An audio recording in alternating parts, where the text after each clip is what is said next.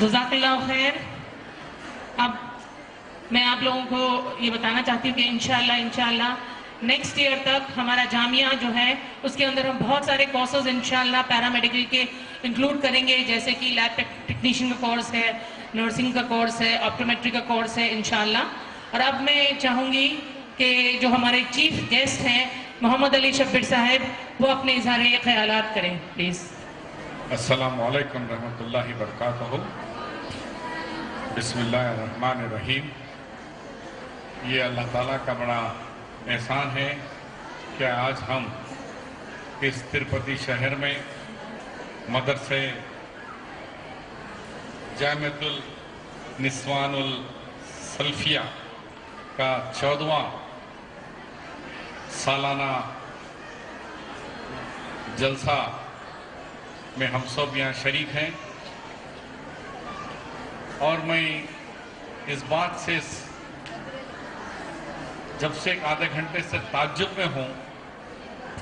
کہ تروپتی جیسے شہر میں ہزاروں کا مجموعہ، اور اس میں ہمارے ہزاروں کی تعداد میں ہماری بہنیں جو حجاب کے ساتھ اور ہماری بیٹیاں حجاب کے ساتھ اللہ اور رسول کی بات ہو رہی ہے، دین کی اشاعت کے بارے میں بات ہو رہی ہے، اور شرک کے بارے میں بات ہو رہی ہے، اور یہ معصوم بچے جب سنا رہے تھے تو ہمیں ایسا محسوس ہو رہا تھا کہ کیا ہم دیوبند میں ہیں، کیا ہم ندوۃ العلماء میں ہیں، کیا ہم مدینہ یونیورسٹی میں ہیں۔ ایسا منظر پیش کر رہے تھے کہ جو ہندوستان اور دنیا کے مشہور اداروں میں یونیورسٹیز میں جس طریقے کا ڈسپلن، جس طریقے کا بچوں کا تلفظ کا جو ادائیگی دیکھنے کے بعد واقعی مجھے بہت خوشی ہے کہ آج میں 14ویں اجلاس میں شرکت فرما کر، کیونکہ مجھے آج 2 پروگرام تھے، میں نے دونوں کینسل کر کے دنیاوی پروگرام تھے۔ میں نے کہا کہ پہلے دین کے پروگرام کو ترجیح دوں، اور مجھے آنے کے بعد واقعی خوشی ہوئی کہ میں نے صحیح کام کیا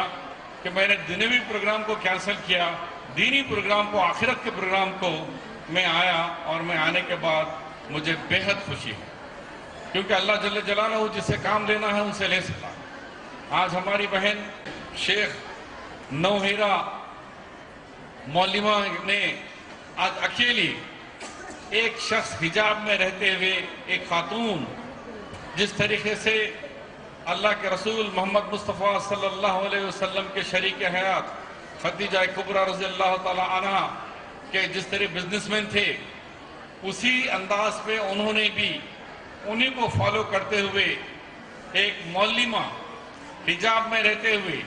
تروپتی جیسے چھوٹے سے شہر میں رہتے ہوئے آج ہندوستان کا سب سے بڑا مدرسہ عربک کالج بنایا جا رہا ہے، بننے والا ہے۔ اللہ تعالیٰ اس کو جلد سے جلد مکمل کرے۔ تو میں یہ بتانا چاہ رہا ہوں، اللہ جس سے کام لینا چاہا اس سے لے لیتا ہے۔ کوئی سوچ بھی نہیں سکتا کہ ہماری بہن کے ذریعے کہ یہ ہندوستان کا سب سے بڑا مدرسہ ٹیمپل سٹی کے اندر، تروپتی شہر کے اندر، جو ہندو مذہب کے حساب سے سب سے پیسے والے دیوتاؤں کے شہر کے اندر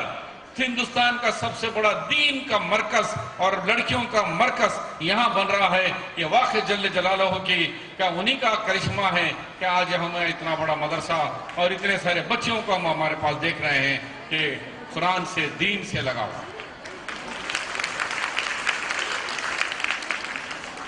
اور یہ تعلیم ایک ایسا سبجیکٹ ہے، جب اللہ جل جلالہ نے اس دنیا کے اندر مقدس قرآن کو بھیجنے کا فیصلہ کیا، انہوں نے جبرائیل علیہ السلام کو کہا کہ جبرائیل، میں نے وہ مقدس قرآن کی پہلی آیت دیکھ کر تمہیں اس دنیا کے اندر بھیجا رہا ہوں، جاؤ وہاں پر جا کے اللہ کے رسول محمد مصطفیٰ صلی اللہ علیہ وسلم غار حرا میں تشریف فرما ہے، وہ آیت کو لے کر جا کر اللہ کے رسول کے پاس پیش کرو۔ تو جب جبرائیل علیہ السلام 7ویں آسمان سے مقدس قرآن کی پہلی آیت لے کے نکلے تو آپ سوچئے کیا آیت تھی ہوں گی؟ اقرأ باسمک ربک الذی، یعنی جو کتاب آپ کو جنت میں لے جانے والی راستہ بتانے والی کتاب، قیامت تک ہدایت دینے والی کتاب، جو آپ کو سچائی کی طرف لے جانے والی کتاب، جو ہمارا ایمان ہے مرے دم تک قیامت تک نہ اس میں زبر کا اضافہ ہو سکتا ہے نہ زیر کی کمی ہو سکتی ہے، ایسی کتاب کی پہلی آیت اللہ کے رسول کے پاس آ رہی ہے تو وہ اقرا باسم کا یعنی پڑھو، علم اور یہ تعلیم سے رکھنے والی کہ آیت کو لے کر، لیکن جب ہندوستان کے اندر سچر کمیٹی کی رپورٹ آئی اور سچر کمیٹی نے کہا کہ ہندوستان میں رہنے والے تمام قوموں میں اگر سب سے زیادہ پسماندہ کوئی قوم ہے، تعلیمی طور پر پسماندہ، معاشی طور پر پسماندہ، وہ مسلمان ہے، جبکہ اللہ کی مقدس کتاب قرآن جو قیامت تک رہنے والی کتاب کی پہلی آیت اقرأ باسمک ربک الذی، یعنی ادھر کہہ رہا ہے تعلیم ہمارا علم اللہ اور ہماری قرآن اللہ کے رسول، لیکن دوسری طرف سچر کمیٹی کہہ رہی ہے کہ ہندوستان میں رہنے والے سب سے زیادہ تعلیمی پسماندہ مسلمان، تو ہمارا سر شرم سے جھکتا یا سر ہمارا بلند ہوتا ہے، اب آپ کو اندازہ لگانا ہوگا۔ ایسے وقت میں ہماری بہن شیخ نو ہیرا محترمہ ہماری بہن نے واقعی ایک قابل مبارکباد کام کا انجام دیے ہیں کہ انہوں نے آج 4 لڑکیوں سے 14 سال پہلے 4 لڑکیوں سے شروع کیا اور اللہ تعالیٰ نے انہیں برکت سے دیا، آج 300 لڑکیاں ہیں۔ انشاءاللہ آنے والے سال جب یہ درسگاہ یہ کالج جب چھوڑوں گا تو 100 لڑکیوں کا کالج رہے، 1000 اس میں معلمہ بنیں گے، حافظ قرآن بنیں گے، دین کے کام کرنے والے بنیں گے۔ آپ سوچ سکتے ہیں تروپتی شہر میں 100 معلمہ، 1000 معلم، 1000 کے اندر حافظ قرآن، دین کی درد رکھنے والے، اللہ کے کلام کو لوگوں تک پہنچانے کا جو ذمہ اٹھایا ہے وہ اللہ تعالیٰ جس کو پسند کرتا ہے انہی سے ہوتا ہے۔ تو ایک بہت بڑا ان کا کارنامہ ہے، جتنی بھی تعریف کی جائے کم، کیونکہ میری بھی وہی تڑپ ہے۔ میں نے جب پہلی دفعہ 89 میں منسٹر بنا، 23 سال پہلے ڈاکٹر مرری چنا ریڈی صاحب کے کیبنٹ میں نے جب ریزرویشن کی بات کہی، لیکن مسلمانوں نے کرام، اکابرین، سیاستدان ساروں نے مل کر کہا کہ مسلمانوں کو ریزرویشن جائز نہیں ہے، کیونکہ اسلام میں مساوات ہے، مساوات کی وجہ سے ہمیں ریزرویشن نہیں چاہیے۔ ہم نے 10 سال کوشش کری، فیل ہو گئے، لیکن پھر دوبارہ اللہ نے مجھے منسٹر بنایا راج شیکھر ریڈی صاحب کی گورنمنٹ میں نے منسٹری انرجی منسٹر، کول منسٹر، NRI منسٹر اور INPR منسٹر، یہ 5 منسٹر پورٹ فولیو رہنے کے باوجود بھی مجھے بھی ایک تڑپ تھی کہ مسلمانوں کو ریزرویشن کیوں نہ دو۔ میں نے ایک CD بنائی، اب آپ لوگوں کو وہ CD بھی دوں گا۔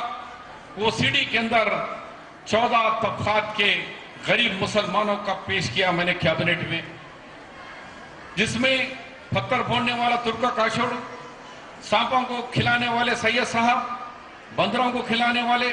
ریچھوں کو کھلانے والے، فقیروں میں 3 قسم کے فقیر، بھیک منگنے والے فقیر، درگاہوں پہ نشہ گانجا پینے والے فقیر، رفائی فقیر، اس طریقے سے خلائی گر، بوریا بننے والے، ٹوکرا بننے والے، بیڑی بنانے والے، ان تمام مسلمانوں کا میں نے ایک ڈاکومنٹری فلم بنا کے مسلمانوں کو بتایا کہ کیوں تم لوگ اس کی مخالفت کر رہے ہو، دیکھو ان میں غربت کتنی ہے۔ بے شک ہم میں مساوات ہے، ہم نماز تو ایک جگہ پڑھتے ہیں لیکن نماز سے باہر آنے کے بعد خصاب کو دینا ہے، فقیر کو بچے کو دینا ہے، اور بوریا والے کو دینا ہے، بندرہ کھلانے والے بندرہ والوں کو دینا ہے، سانپوں والوں کو اپنے بچے کو دینا ہے۔ پھر یہ تفرقہ جب ہی مٹ سکتا ہے جب ان کو تعلیم سے نوازا ہے۔ میرا یہ ماننا ہے کہ جب برسات کا پانی آتا ہے، برسات کے پانی کو یہ نہیں معلوم کہ میری منزل کیا ہے، خوب برستی ہے بارش، اس کے بعد جب پانی کو راستہ نہیں ملتا تو یہ اگر ایسا شادی خانہ PL آ رہا تو اس کو بھی توڑ دے گا، چٹانوں کو توڑ دے گا، بریجوں کو توڑ دے گا، تالاب کے باندھ کو توڑ دے گا، اور وہ اس کی جہاں منزل ہے دریا میں یا سمندر میں، وہاں جا کر خاموش ہو جائے گا۔ اسی طریقے سے اگر آج ہماری ان معصوم بچیوں کو، ان معصوم بچوں کو جو ہماری قرآن کہہ رہی ہے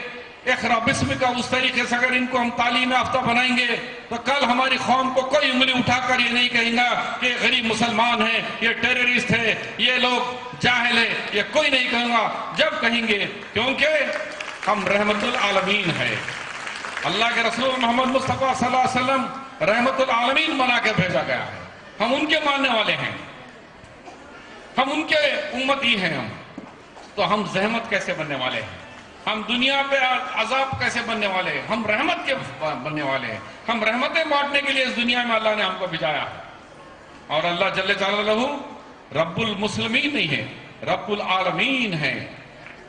وہ سارے کائنات کا ہے، وہ ہدایت دینے والا وہ ہے، آپ کام کرتے جانا۔ اب ہماری بہن نے بیڑا اٹھایا کہ میں معلموں کی تعلیم دوں گی، میں علم پھیلاؤں گی، میں دین کی تعلیم کو پھیلاؤں گی، دین کے ساتھ ساتھ دنیاوی تعلیم بھی پھیلاؤں گی، دین اور اصلی تعلیم کو دونوں کو ایک جگہ ملا کر یہاں پر جو تعلیم دے رہے ہیں، ادھر دنیا میں بھی ادھر دین میں بھی سرخرو ہو جاؤ، دنیا میں بھی سرخرو ہو جاؤ، دین میں بھی سرخرو ہو جاؤ، دین میں کلام پاک اپنے سینے میں لے کے قرآن کے حافظ قرآن بھی بنو، ادھر انٹرمیڈیٹ اور کالج کے جا کے آپ بڑے لیکچرر بھی بنو، آپ ڈاکٹر بھی بنو، انجینئر بھی بنو، ادھر دین کی معلمہ بھی بنو۔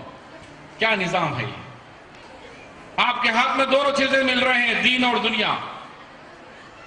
دونوں ہاتھوں میں دونوں دیں، کیونکہ یہ اللہ کے رسول صلی اللہ علیہ وسلم نے کہا تھا کہ تمہیں اگر علم حاصل کرنے کے لیے چین بھی جانا ہے تو جاؤ،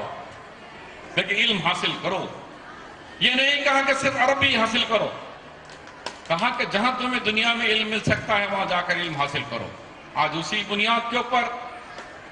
ہماری بہن شیخ نے، نوہیرا بہن نے ہمارے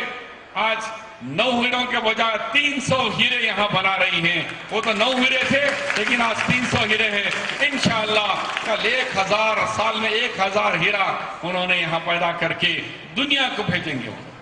یہ بچیاں کل جائیں گے گھروں میں، شادیاں کریں گے، ان سے نیک صالح اولاد ہوگی، ان بچوں کے سینوں میں بھی قرآن ہوگا، ان کے سینے میں بھی دین ہوگا، اور وہ دین اور دنیا کا کام کرتے ہوئے دنیا کے اندر ایک اچھی مسلمان بولو تو یہ سب بولیں گے کہ یہ اچھی قوم ہے۔ ایک دور تھا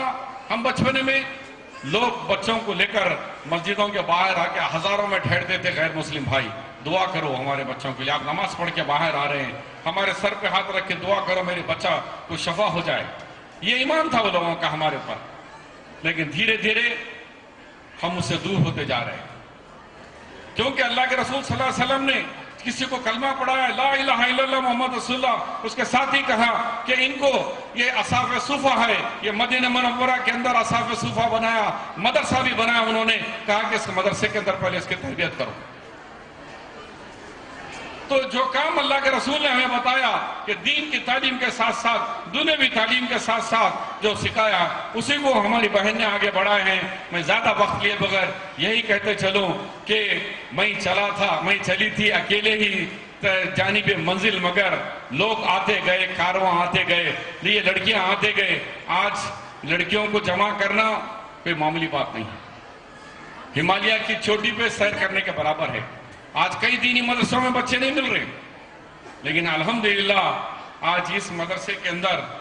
300 بچیاں ہیں، لیکن اور لائن میں ٹھہرے ہوئے ہیں کیونکہ جگہ نہیں ہونے کی وجہ سے نہیں مر رہی، لیکن جب بلڈنگ بن جائیں گی تو 1000 لڑکیاں، جب آپ کی بیٹیاں یہاں سے پڑھ کر معلمہ اور حافظ اور انٹرمیڈیٹ گریجویٹ کر کے عربی کالج سے جب نکلیں گے تو ماشاءاللہ کیا منظر رہیں گا، کیا سین رہیں گا، کیا دعائیں ملیں گے آپ کو۔ میں پھر ایک دفعہ اللہ تعالیٰ سے کہ بارگاہ میں یہ دعا فرماتا ہوں کہ اللہ آپ کو صحت کے ساتھ ساتھ آپ کے بزنس میں بھی برکت دے، آپ کے جو اغراض و مقاصد ہے اس کو کامیاب بنائے، اور وہ کالج کو کسی حاسدوں سے اس کو محفوظ رکھے، اور جلد سے جلد وہ دینی درسگاہ بن کر وہ ہندوستان کے نہیں بلکہ دنیا کے اندر خواتین میں، لڑکیوں کے اندر ایک دین پھیلانے والا ایک مدرسے کی طرح آگے آئے۔ میں ان الفاظ کے ساتھ پھر ایک دفعہ میں ان تمام مجھے مدعو کرنے والی ہمارے بہن جی کا، ان کے اساتذہ کا، ان اسٹوڈنٹس کا، اور یہاں کے ہمارے کانگریس کے قائدین کا، اور جو بھی لوگ آئے ان سب کا فردن شکریہ ادا کرتا ہوں. خدا حافظ. جے ہند.